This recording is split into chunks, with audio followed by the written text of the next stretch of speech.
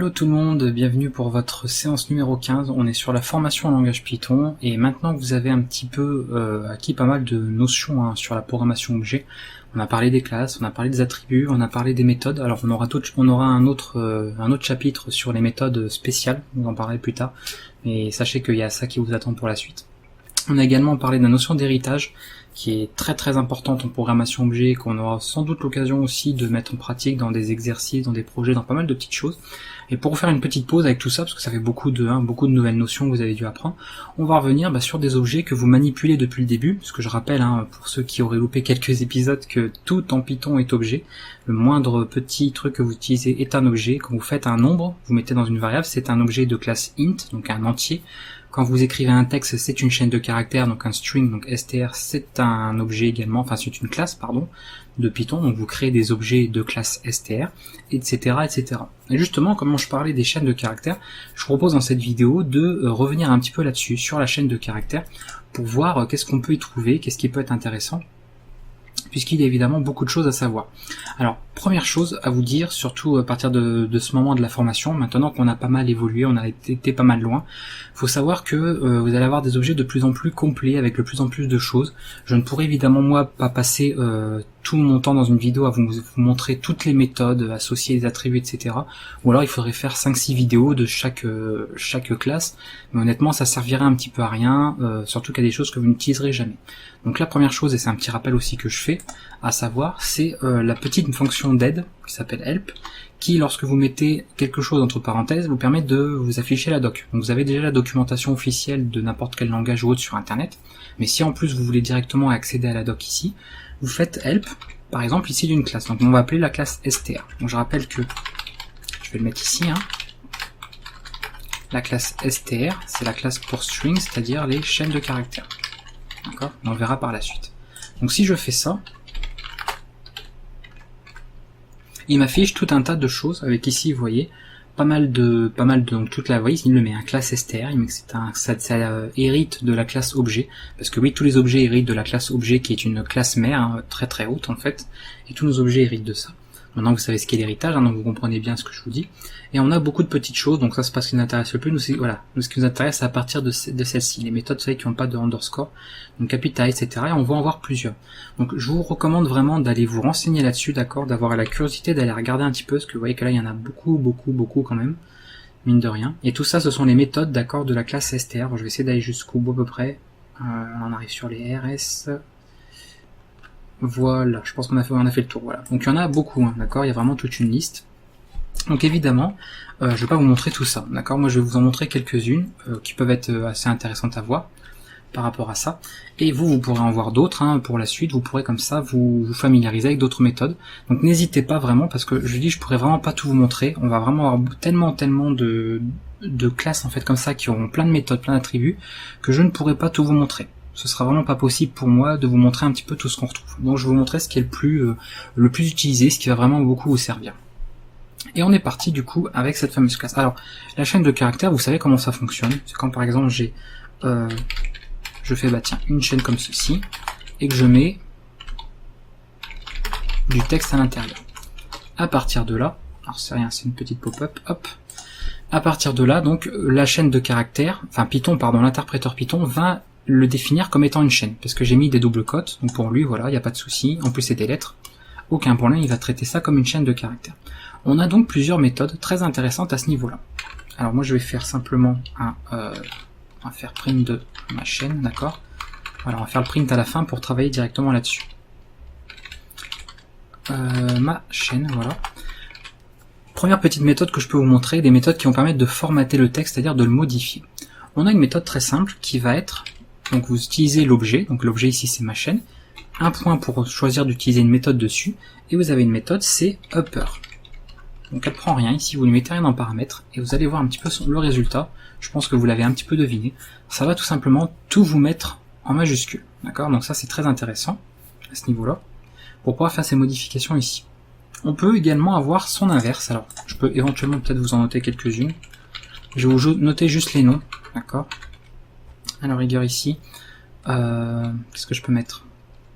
Alors str.upper, voilà, str.lower, alors str pour string, je vous apprends rien, etc. Si je mets point lower, je vais tout passer en minuscule. Donc là c'est l'inverse, d'accord? Tout passe en minuscule, vous voyez. Même le petit b ici majuscule que j'avais, il repasse en minuscule, pas de souci. On peut également, mais là ça va être utile à la rigueur si je mets, je sais pas moi, je vais mettre comme ça, une méthode capitalize, je crois qu'il y a un seul P, voilà, cette méthode ici, qui elle va mettre en majuscule le début de chaque mot, d'accord, de votre chaîne. Donc comme je l'avais fait tout à l'heure en fait par défaut, vous voyez le B il l'a mis en majuscule alors que moi tout est en minuscule. C'est une possibilité. Et on a également str.title. Donc je vais un peu vite, parce que c'est bon, on va pas faire tout un commentaire de 15 minutes par méthode. Et là, ça va mettre une majuscule à chaque début de mot. Voilà, donc ça c'est des petites transformations sympas, je pense qu'ils vous serviront pour vérifier comme ça un petit peu différentes choses au niveau des chaînes. Alors comme on a ces différentes méthodes là, c'est vraiment des méthodes ici de transformation, d'accord? On va pouvoir modifier directement la chaîne que l'on a. Alors, petite distinction, petite chose à savoir au niveau des chaînes de caractères, ça c'est vraiment la chose je pense la plus importante, je vais même d'ailleurs la noter ici, d'accord? C'est-à-dire qu'une chaîne, une méthode de chaîne, travaille sur une copie, et pas sur la chaîne elle-même. Voilà.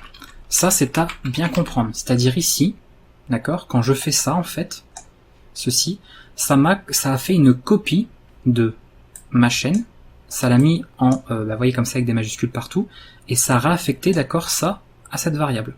Donc c'est pas la même chaîne, ok, on effectue vraiment une copie. Ça c'est vraiment important à savoir, parce que vous verrez que dans la prochaine vidéo où on va parler des listes, ce sera l'inverse, c'est-à-dire que là sur les listes on travaille directement sur elles-mêmes et non pas sur des copies. Donc c'est bien à savoir que au niveau des chaînes, c'est vraiment la chose la plus importante à retenir. On travaille tout le temps avec les méthodes de chaîne sur une copie, d'accord. Vous renverrez toujours une copie de la chaîne, non pas elle-même. Donc ça c'est important à savoir. Du coup, quand on va avoir donc ce genre de choses, on va retourner une copie qui aura été modifiée, d'accord. Donc moi bon je la remets dans la même variable, je n'en mets pas, ok, mais c'est exactement ça. Comment on peut vérifier que c'est une copie également, on peut faire une petite vérification. On va faire ch1, d'accord, égal par exemple bonjour, ok. On va mettre ch2. Et je vais dire par exemple ch2 c'est égal à ch1. Donc en fait je dis, c'est comme si je disais bah tiens le contenu de ch2 c'est ch1. Maintenant je vais faire ch1 par exemple égal ch1.upper, voilà, et je vais afficher ch1 et en dessous ch2, d'accord. Donc vous êtes d'accord qu'au début on devrait avoir la même chose, parce que vous voyez je dis que ch2 ça a le même contenu que ch1, et après je fais ça. Donc on va le voir tout de suite, puisque regardez ici, vous voyez qu'il a bien modifié que ch1. C'est-à-dire que si ça avait été vraiment la même chaîne, en faisant ça, en fait, eh bien, les deux chaînes ch1 et ch2 auraient été identiques, c'est-à-dire elles auraient été au même emplacement en mémoire. Donc en modifiant ici ch1, il m'aurait modifié ch2. Là vous voyez que ça n'a pas été le cas par rapport au résultat. Donc effectivement, on a bien la méthode qui travaille sur une copie. Ça c'est vraiment important, c'est vraiment à retenir. S'il y a une chose importante dans cette vidéo à retenir, c'est ça. C'est que les chaînes de caractères, on travaille toujours sur des copies et non pas sur la chaîne elle-même. Et vous verrez que c'est pas le cas de tous les autres classes, tous les autres objets, pardon, de Python, notamment les listes. Voilà. Donc je vais revenir maintenant sur mes petites méthodes. On va rester sur ce qu'on avait. On va revenir, tiens, on va tout effacer là. Voilà. Et ici, voilà. C'était pas mal. Donc toutes ces petites méthodes là sont intéressantes, sympas à savoir et permettent bien évidemment de travailler sur des copies. Voilà. Qu'est-ce que je peux vous montrer d'autre? Je vais vous en montrer maintenant un autre qui peut être utile pour notamment changer un petit peu l'affichage. D'accord, center, je vous la mets ici. Alors vous voyez que je mets pas à chaque fois, notamment ici, je vais pas vous mettre toujours les différents arguments, d'accord. Enfin je vais pas vous les mettre toutes, parce qu'il y en a vraiment beaucoup. Center, elle va prendre une largeur, d'accord. Et éventuellement, ça c'est pas obligatoire, un caractère remplissage. Alors moi il faudrait mettre des crochets pour montrer que c'est pas obligatoire, mais ça va être ça va faire une syntaxe très moche, donc je préfère rester comme ça. Alors au niveau de ça, je vais dire que je vais changer le nom, pardon. Mettre par exemple mon super programme, d'accord, ce genre de choses, et je vais l'afficher comme ça, par défaut. Ensuite, qu'est-ce qui se passe une fois que je fais center? Si, admettons, je fais 20. Alors ça veut dire en fait que il va compter 20 caractères, d'accord, de largeur pour la chaîne. Donc en déduisant cela, C'est-à-dire que ça va être 20 moins cela. Donc si ça fait pile 20, vous n'allez voir aucune différence. En revanche, si là il n'y a pas 20 caractères, eh bien ça va compléter avec des espaces avant et après. Donc on teste. Là vous voyez que ça a complété un petit peu. Alors je vais en rajouter un peu plus parce que ça fait pas beaucoup. On va pas trop voir la différence sinon. Voilà. D'accord, donc là on voit que ici en fait de là jusque là-bas, sûrement à peu près, on a 50 caractères. D'accord, donc il y a les caractères de mon super programme qui sont inclus. Et si je veux en plus les remplir avec quelque chose, avec un seul caractère, je peux faire comme ça un deuxième paramètre, où je mets par exemple voilà, un petit tiret, et là regardez, tadam, on a un petit affichage formaté, un peu plus proprement en tout cas, que si on le faisait à la main. Voilà, donc tout ça on a bien 50, d'accord, on va avoir 50, ici de là à là, et tout ce qui fait pas partie de la chaîne que l'on a, ça va être rempli par le caractère qu'on a passé en second paramètre. Donc il n'est pas obligatoire, mais vous pouvez le faire. Ok, c'est tout à fait possible. Voilà, c'est pas obligatoire, mais il peut être utilisé éventuellement, on peut mettre des underscores, on peut mettre ce qu'on veut, mais c'est un seul caractère, attention, hein, pas plusieurs, c'est vraiment sur un seul.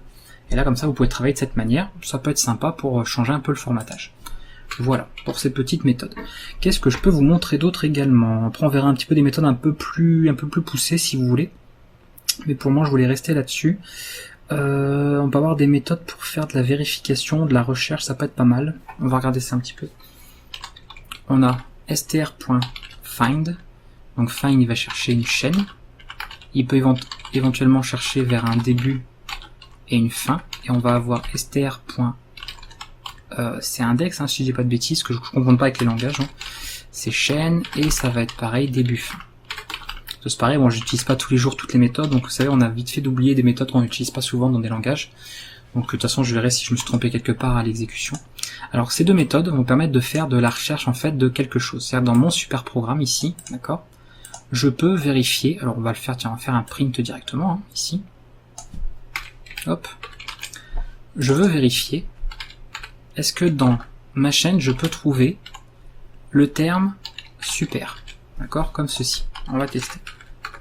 Alors là il vous met -1 puisqu'il ne le trouvera pas, tout simplement puisque c'est pas la même casse, d'accord. Il faut vraiment respecter la casse. Ici il vous met 3. Alors pourquoi il met 3 à votre avis? 3 en fait ça va être l'indice à partir d'accord de la chaîne. Vous savez par exemple qu'une chaîne, on pourrait sans problème faire ceci. Print de ma chaîne. Donc ça va être bizarre d'ailleurs de faire ça, mais voyez, en faisant 2. En faisant 2, je lui dis tu m'affiches le caractère qui a l'indice 2. Le caractère en premier c'est toujours l'indice 0, ensuite on a 1, ensuite on a 2, donc il affiche bien le n. Donc là c'est pareil, il vous dit à quel moment de la chaîne en fait il trouve le mot super. Donc il ne le trouve pas à partir de l'indice 0, ni à partir de l'indice 1, ni à partir de l'indice 2, mais à partir de l'indice 3. Et il y a effectivement le mot super. Donc c'est à ça que ça sert. On a l'équivalent avec index. Alors je vais un peu vite encore une fois parce que c'est la même chose. Index va retourner la même chose. Par contre, vous avez vu tout à l'heure ça a mis -1 quand ça n'avait pas fonctionné. Pour index, si le mot il ne le trouve pas, d'accord, il ne va pas retourner une valeur genre -1, il va lever une exception value error en mettant substring not found pour dire qu'il n'a pas trouvé la sous-chaîne. L'avantage c'est que vous pouvez faire une petite vérification propre en faisant comme ça par exemple. Except value error en disant voilà, je n'ai pas trouvé. Pour pouvoir gérer l'exception. D'accord, donc très pratique, donc c'est une différence. Voilà, si vous avez besoin de gérer des exceptions, utilisez plutôt index à la place de find, ça peut être utile. Donc ça va vous rendre en fait tout simplement l'indice à partir du moment où la première fois dans la chaîne, cette chaîne-là a été trouvée, ce mot-là a été trouvé. Donc ça a tout un intérêt, hein, d'accord. C'est vraiment bien à savoir. Je vous ai montré pas mal de petites choses. Qu'est-ce qu'on peut voir également? Ça, je vais le mettre ici, hein, dans center.strip.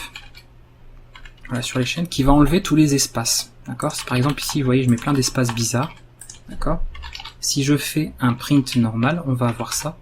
Si en revanche je fais un print de ma chaîne.strip, il va enlever tous les espaces avant et après. C'est important. Donc là, vous voyez, plus d'espace. On est tranquille, il n'y a pas de souci. D'ailleurs, on aurait pu faire des choses comme ça. Ça aurait été, ça vous aurait mieux indiqué. Ça se verra mieux, on va dire, au visuel. Voilà, donc là il n'enlève rien, pourquoi? Parce qu'il n'y a pas d'espace avant et après tout seul, d'accord? Ça c'est important à savoir, c'est pour ça que je voulais vous montrer.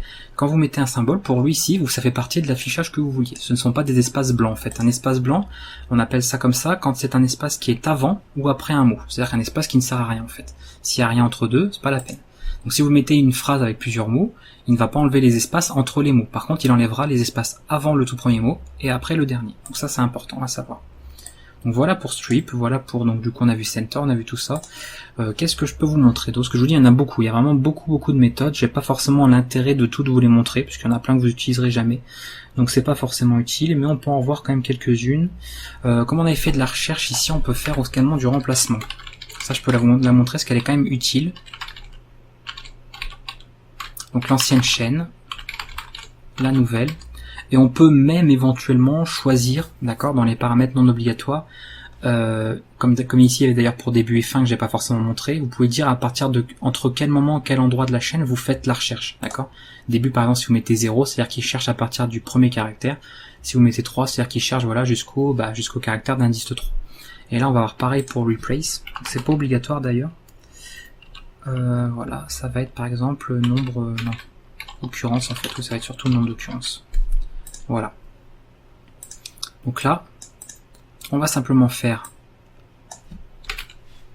je sais pas moi, qu'est-ce qu'on peut faire. Voilà, ce genre de choses, d'accord, tout simplement. Et vous faites ma chaîne.replace, et moi je lui dis de remplacer toutes les lettres A, en minuscule bien sûr, par des lettres Z. Et je raffiche, bien sûr, donc je vais l'afficher avant-après, hein. Va être mieux pour voir le résultat. Voilà. Donc on peut faire comme ça du remplacement. Si je ne veux pas faire des remplacements sur tout, je peux le préciser ici. D'accord. Par exemple, je mets 2. Donc là, regardez ce qui se passe. Vous avez vu, il a modifié que les 2 premières occurrences, et après il modifie plus. D'accord. Il laisse. Donc ça, c'est assez intéressant à savoir, parce que ça permet comme ça de faire des remplacements sur une certaine partie de votre chaîne. Donc c'est bien à savoir. Mais c'est un paramètre ici qui est optionnel. D'accord. Il n'est pas obligatoire. Donc ces deux-là, bien évidemment, sont obligatoires, hein, l'ancien et le nouveau, mais celui-là n'est pas obligatoire. Pareil pour find index, ces deux paramètres-là ne sont pas obligatoires. Vous avez vu, quand je les utilisais, je les ai pas mis. Donc ça permet de travailler en fait sur une toute petite partie de la chaîne, ces deux paramètres-là. Donc moi, je les avais pas mis, donc il a travaillé sur tout pour chercher, faire de la recherche comme ça de sous-chaîne. Voilà, donc vous avez vu comme ça maintenant pas mal de transformations, de formatage, vous avez vu comment faire de la recherche, comment faire du remplacement. Je pense qu'il y a pas mal de petites choses hein, sur ces chaînes-là. Je pense qu'on a fait un peu le tour de tout ce qui pouvait être intéressant. Qu'est-ce que je pourrais vous montrer également? Ah oui, le fameux, bah oui, parce que comme on va parler des listes la prochaine fois, c'est bien que je vous montre justement comment faire une coupure de chaîne pour la transformer en liste. Alors vous savez pas ce que c'est une liste, vous le verrez la prochaine fois de toute manière. Ne vous en faites pas. Mais par exemple, si vous faites ceci, d'accord, phrase égale, admettons, je vais faire une espèce de protocole par exemple, je mets un magicien, admettons un jeu de cartes ou n'importe quoi, j'ai le nom de la carte par exemple, je mets une barre verticale, je mets ses points par exemple d'attaque, d'accord, admettons, je sais pas 10, et je mets une barre verticale et je mets ses points en défense, admettons, d'accord, ce genre de choses. Eh bien je peux faire, tout simplement, un print, alors je vais le faire ici, hein, phrase.split, d'accord.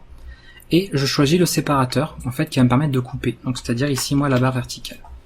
D'accord? Et là, automatiquement, vous avez vu comment il fait l'affichage. Il vient d'afficher quelque chose entre crochets comme ça avec plein de virgules. Alors, vous ne savez pas ce que c'est, cette notation un peu bizarre, mais c'est tout simplement une liste. D'accord? C'est ce que nous allons voir dans la vidéo prochaine, dans la séance numéro 16. Donc, ça permettra comme ça de faire un peu la transition. On verra d'ailleurs comment faire l'effet inverse, c'est-à-dire de rassembler les choses, voilà, mais c'est des... Donc il y a une méthode de join hein, pour les chaînes, mais que je peux pas utiliser pour le moment, puisque vous n'êtes pas censé connaître les listes. Donc je vais pas l'utiliser pour tout de suite. On verra ça la prochaine fois. Donc ça peut être utile à savoir, d'accord, le split comme ça pour obtenir une liste, et ça vous parlera surtout dans la prochaine vidéo. On va terminer du coup avec quelques petites méthodes assez intéressantes, je pense, au niveau comme ça des, comment ça s'appelle, des chaînes tout simplement. Je vais vous en montrer plein, parce qu'il y en a vraiment beaucoup. Donc is alpha, voilà. On a str.is digit, on a str.is décimal, str. Qu'est-ce qu'on a d'autre? Is numérique. Voilà, on a str.is alpha num. Alors cette fois-ci il n'y a pas numérique, c'est juste alpha num. Et c'est déjà pas mal, voilà celle-là. Après on a bien évidemment str is lower, vérifier qu'une chaîne est écrite en minuscule, vérifier qu'une chaîne est écrite en majuscule, et on va avoir chaîne is par exemple identifier. Alors je vais pas vous les montrer encore une fois. is keyword, notamment quand on a un mot réservé. Donc je vais en tester quelques-unes là-dedans, d'accord. Donc par exemple quand vous faites ch, d'accord, une chaîne comme ça, que vous mettez bonjour, voilà. Si vous vérifiez ça, if ch.isLower, voilà. Et sinon, par exemple, la chaîne contient des majuscules. Voilà, des majuscules. Hop, alors évidemment, isLower, oui, si on met 2 W, ça ne va pas le faire, voilà.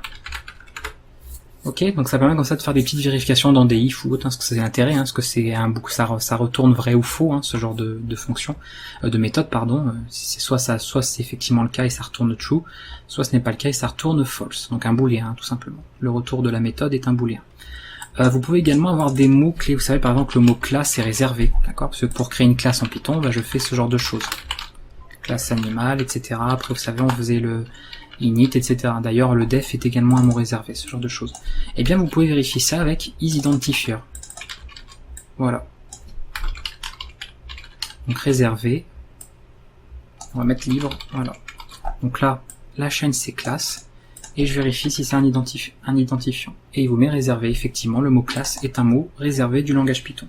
Donc quelques petites méthodes comme ça, vous voyez, qu'on peut vérifier. D'ailleurs, isOver, hop, on va enlever le WW. Et ça, c'est pour les nombres, d'accord, si c'est juste des caractères alphabétiques, des caractères numériques ou des décimaux, etc. Et des caractères alphanumériques. Voilà. Donc ça permet comme ça de faire des tests de vérification sur le type de données que vous avez dans une chaîne. Donc ça peut être intéressant. Voilà, voilà. Parce que par exemple, dans votre chaîne, vous mettez ceci. Voilà, bah après, ça permettra de voir comme ça si on peut vérifier, voilà, après le fait d'avoir un caractère numérique, par exemple. Donc c'est intéressant, je pense. Je voulais vous le montrer, donc n'hésitez pas à aller prendre en note pour ceux qui peuvent vous intéresser. De toute manière, il y en aura certainement beaucoup d'autres à voir pour vous. Vous aurez peut-être besoin de certaines méthodes en particulier.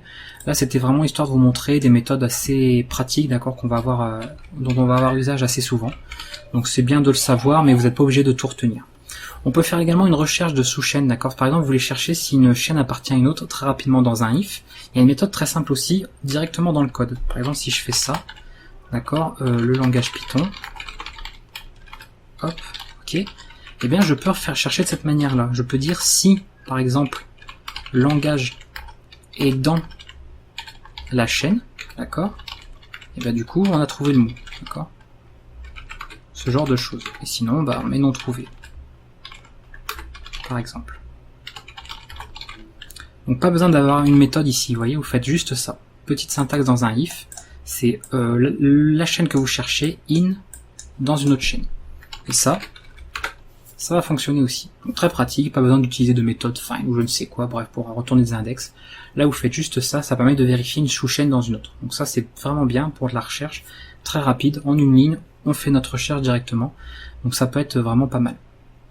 On peut également chercher dans une, ou après on verra de toute façon pour d'autres choses, on peut faire de la recherche dans pas mal de petites choses, mais là, voilà, vous pouvez du coup chercher un mot par exemple dans une phrase, ça peut être très pratique par cette manière-là. Écoutez, normalement j'ai fait un peu le tour de tout ce qui pouvait vraiment vous être utile, même des choses qui ne seront pas forcément utiles au début, parce qu'il y a plein de méthodes que vous n'utiliserez probablement jamais, ou alors en tout cas pas tout de suite. Mais en tout cas vous en avez beaucoup. N'oubliez pas dans la documentation ou en utilisant la fonction help, vous pouvez voir toute la liste des méthodes disponibles, des attributs, etc. sur les chaînes. Comme ça vous pourrez trouver peut-être quelque chose en particulier avant de l'inventer, hein, s'il existe déjà notamment en natif. Mais là, vous avez, je pense, pas mal déjà de choses utiles pour les chaînes de caractères. Donc, vous voyez, hein, c'est un objet très sympa, d'accord, hein, on manipule cet objet depuis le début. Hein, dès qu'on utilisait justement des chaînes, on était en train de faire des objets de classe str en Python. Et vous voyez que, comme c'est un objet donc de classe str, on a plusieurs méthodes disponibles que l'on peut utiliser, évidemment, pour faire certaines transformations, certaines modifications, des vérifications aussi, des changements, des remplacements, des recherches. Bref, pas mal de petites possibilités avec cette classe. Donc je voulais vous faire une vidéo du coup dessus, c'est pour ça qu'il y a eu cette séance 15 sur les chaînes de caractères. Pour la prochaine vidéo, nous parlerons des listes, donc en attendant, n'hésitez pas à laisser des commentaires, à partager la vidéo comme d'habitude, hein, toujours, à laisser des likes, des dislikes selon Sinon, si la vidéo vous a appris quelque chose, vous a intéressé. Et on se retrouvera pour la suite. Si vraiment il y a des choses pas claires, ça peut arriver, n'hésitez pas, parce qu'on commence à arriver sur des choses assez complexes. Même si on lâche un petit peu les notions propres à l'objet, on va quand même revoir pas mal de nouveaux types de nouvelles classes en fait du langage Python. Donc ça va faire pas mal de syntaxe en plus. Donc si des choses sont pas très claires, si vous avez des questions, comme d'habitude, je réponds à tous les commentaires sur YouTube. Donc n'hésitez pas, c'est là que je passe en priorité quand les gens ont besoin d'aide. Voilà. N'hésitez pas. Dans tous les cas, je fais un petit rappel aussi, vous savez qu'il y a un Discord qui est en place, vous avez la petite icône pour rejoindre le Discord directement sous l'illustration de la chaîne. Sinon, si vous savez pas trop comment ça fonctionne ou vous savez pas trop comment y accéder, vous me laissez un petit commentaire pour me demander, je vous fournirai le Discord. Donc c'est un serveur vocal, pour ceux qui ne connaissent pas, un petit serveur vocal ou des petits salons textuels pour pouvoir parler entre abonnés et vous aider entre vous. Voilà, donc c'est très utile, donc de temps en temps je le rappelle comme ça en quelques vidéos, c'est bien de le savoir. À très bientôt tout le monde, entraînez-vous bien, bonne programmation, bon apprentissage sur le langage Python et bon courage à tous.